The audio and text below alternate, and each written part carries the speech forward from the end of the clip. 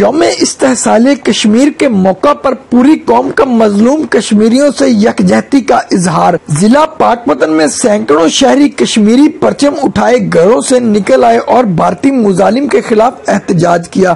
Deputy commissioner Ahmad کمال مان کا کہنا تھا، مشکل کی اس گھڑی میں کشمیری بھائیوں کے ساتھ ہیں۔ ہم کشمیر پر یک طرفہ بھارتی جارحیت کو نہیں مانتے، اسے تسلیم نہیں کرتے۔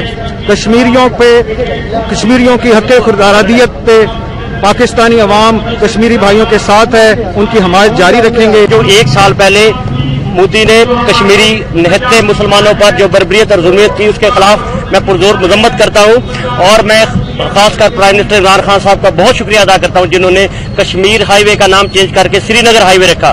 365 دن سے وہ لوگ کرفیو اور لاک ڈاؤن کی صورت میں زندگی بسر کر رہے ہیں۔ میرا انسانی حقوق کی تنظیموں سے مطالبہ ہے تو وہ فی الفور وہاں سے مداخلت کریں۔ ڈی ایچ کیو اسپتال میں ڈاکٹرز اور پیرامیڈیکل سٹاف نے بھی ریلی نکالی، جس کی قیادت M S doctor Ahmed Shahzad نے کی۔ ریلیوں کے شرکا نے بھارتی مظالم پر عالمی برادری کی خاموشی کو سخت تنقید کا نشانہ بنایا۔